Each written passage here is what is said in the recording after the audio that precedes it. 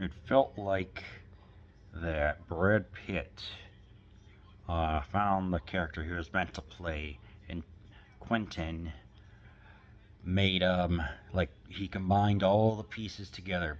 With your powers combined, I am Captain Planet, or with everything he was known, he decided to, okay, let's do an alternative take on those bastard Mozzies in history. So we have Brad Pitt takes no prisoners, and Tarantino's high-acting World War II revenge fantasy, Inglorious Bastards, Basterd. As war rages in Europe, a Nazi scalping squad of American soldiers, known to their enemy as the Basterds, is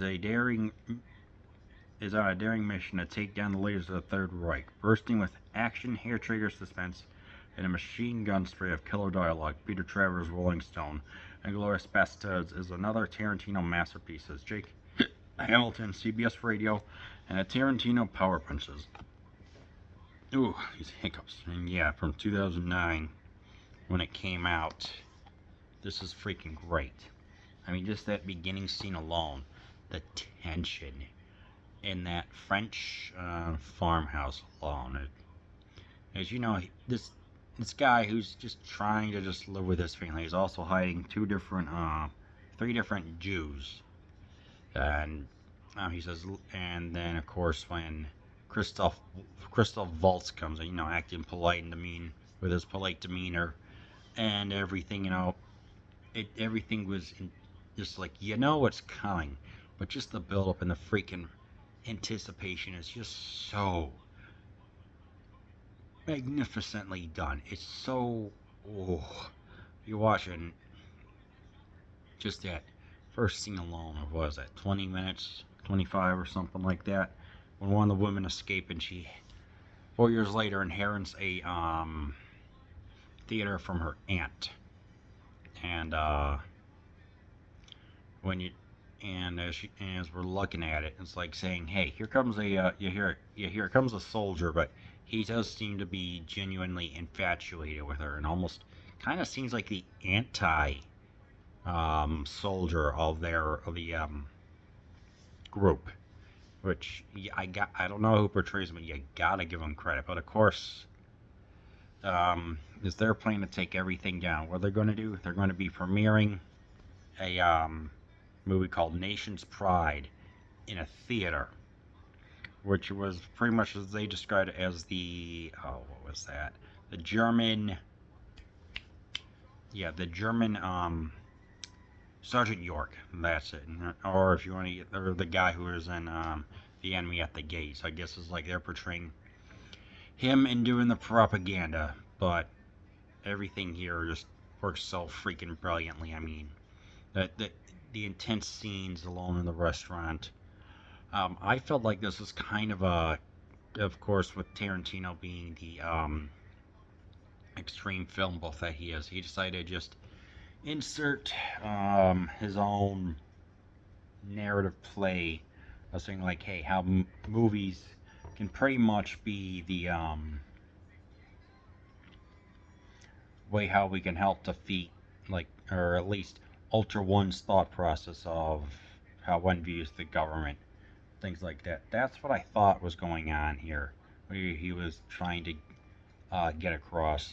Brad Pitt has his own group right here, and he just plays such a delightfully wicked character. I mean, he has been in 7 Years in Tibet and a whole bunch of other movies, but here it just feels like he's just being an extension of himself, hunting them down, scalping them, and then branding that inside their forehead, just to prove that he's just does not pulling punches and wishes to uphold the sacredity of freedom and everything like that. And just like all these set pieces come together. So there's obviously a lot of set pieces in here where a lot of truly great scenes happen. I mean, definitely with all the in the beginning with the in the farmhouse, you got that, and then you have the movie theater itself where some dialogue and stuff happens. Yeah, pretty much just with everything that's been said. I mean, I'm just going across certain things that I found to be intense. The scene where this one woman is like, her sandals missing. I'm sorry, it's almost 1 in the morning. I'm extremely tired from reviewing 5 movies in one day.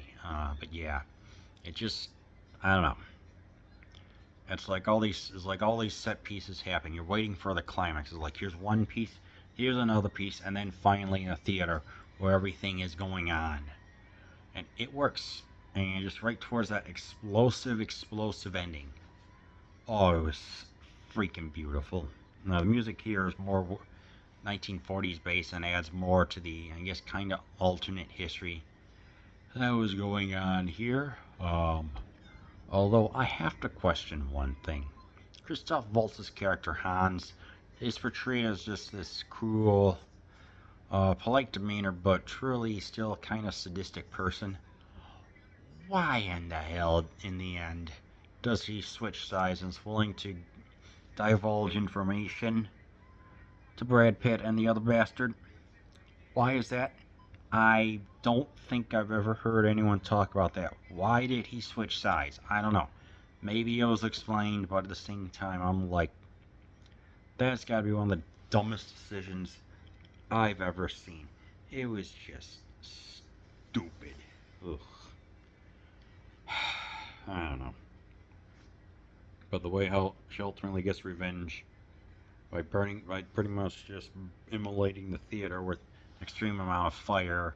We even get a history of saying, hey, a lot of this nitrate film stock was nitrate was very burnable, and I mean, you could obviously tell that I was going to come and burn. There's like how they have a narrator come and explain it. So that I liked, but ooh, yeah, just that weird ending is the only thing I didn't like. So yeah, definitely I highly recommend that you watch Inglorious Basterds.